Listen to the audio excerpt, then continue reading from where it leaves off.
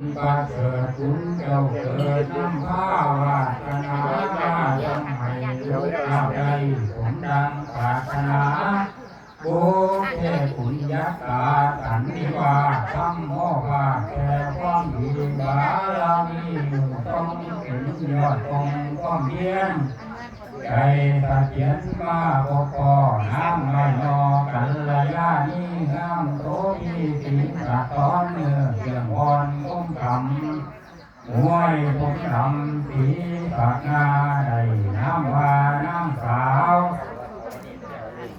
วันนี้ได้ทรงอยู่ได้ปกปูสมใจงามสดใสเกิดแก้วได้เจ้าบ่าวน้ำว่าได้หญิงเป็นผู้แก้วหัวขวัญจบกาบนผลที่งามเอาดีจากเมืองแม่นฝ่ายผู้แขนหอยลายา